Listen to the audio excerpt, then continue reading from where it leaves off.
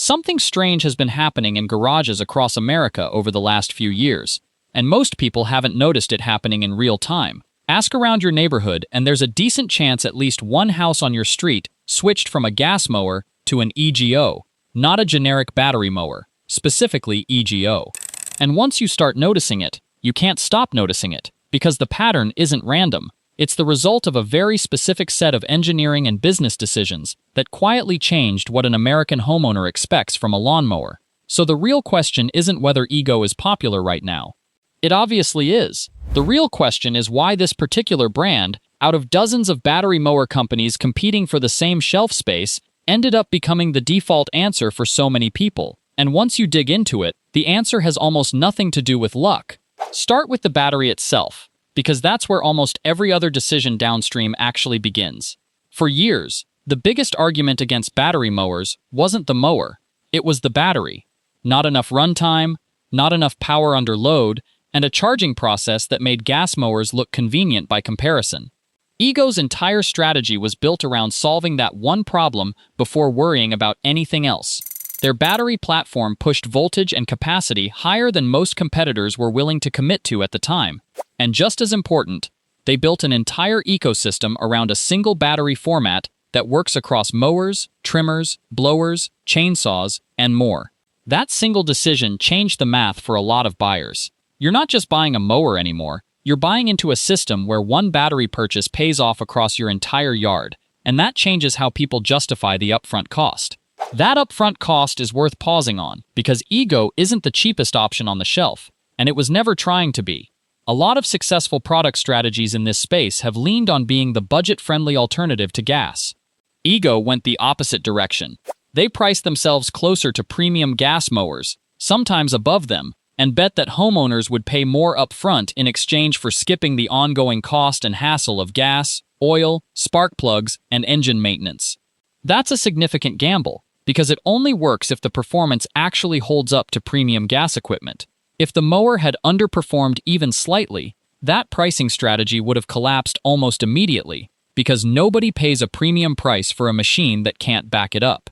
Which brings up the part that actually surprised a lot of longtime gas mower users: power. For a long time, the assumption was that battery motors simply couldn't compete with the torque and consistency of a gas engine, especially in thicker grass or on inclines. EGO's motor design, paired with their higher voltage battery platform, closed that gap faster than most competitors expected. Independent testing over the last few seasons has repeatedly shown EGO's higher-end mowers matching or exceeding the cutting performance of comparable gas mowers in most typical residential conditions. That's not a small technical win. That's the exact thing that had to happen for skeptical, gas-loyal homeowners to even consider switching in the first place. Then there's the maintenance argument, which sounds boring until you actually live with it for a season. No oil changes, no spark plugs, no carburetor problems after the mower sits unused over winter. No trips to the gas station with a plastic container that always seems to be leaking a little. For a lot of homeowners, especially ones who don't consider themselves mechanically inclined, that maintenance reduction isn't a nice bonus. It's the entire reason they switched. A mower that starts every single time you press the button, without fail, without choke settings, without pull cord frustration, solves a problem that gas mowers have quietly created for decades and that most owners just learn to accept as normal. Noise matters here too, more than people usually admit out loud. Battery mowers run dramatically quieter than gas engines, and that difference changes the actual experience of mowing a lawn. You can hear a phone call. You can hear a kid yelling from the porch. You're not coming inside with ringing ears and clothes that smell like exhaust. That's not a performance spec you'll find on a comparison chart, but it's exactly the kind of thing that turns a first-time buyer into a repeat customer who tells 3 neighbors about it without being asked. Now, none of this means EGO has no weaknesses, because it does, and pretending otherwise would be dishonest. Larger properties still push battery capacity to its limit, and while battery swaps solve that problem, they require owning multiple batteries, which adds real cost on top of an already premium price point.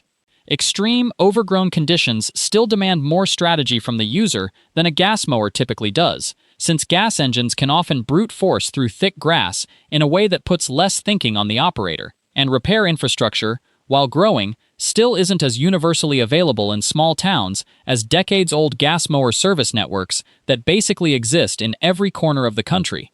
But here's the thing about all of those weaknesses. They mostly apply to a shrinking percentage of the market. The average American residential lot isn't massive. The average homeowner isn't mowing extreme, overgrown terrain every week. And the average buyer today is far more comfortable buying into an ecosystem of matching battery-powered tools than someone shopping for a mower 15 years ago ever was. Ego didn't necessarily build the mower gas loyalists always wanted. They built the mower that matched what the actual average American lawn and the actual average American homeowner needed, and then made sure the performance was good enough that the switch didn't feel like a compromise. That's really the core of why this brand keeps showing up on more and more properties every season. It's not one single feature. It's the combination of solving the battery problem first, building an ecosystem that makes the initial cost feel justified over time, hitting a power threshold that silenced the biggest skeptics, and removing the maintenance headaches that gas mower owners had simply learned to tolerate without ever really loving. There's also a generational piece to this that doesn't get talked about enough. A lot of newer homeowners buying their first house never developed brand loyalty to a specific gas mower company the way their parents did. They didn't grow up watching a father maintain the same carburetor every spring, and they don't have that emotional attachment to the ritual of gas mower ownership. For that buyer, walking into a hardware store and choosing between a familiar gas brand and a battery-powered option with none of the maintenance baggage is a much easier decision than it would have been for someone who's mowed with gas their entire life. Ego essentially captured a generation of buyers who were never fighting against 40 years of habit in the first place. Retail presence played a bigger role in this than most people realize too. Walk into most major home improvement stores today, and EGO products often occupy prime shelf space, sometimes with dedicated display sections showing the battery ecosystem side by side. That kind of visibility compounds over time. Every homeowner who walks past that display while shopping for something completely unrelated is absorbing a small piece of brand familiarity.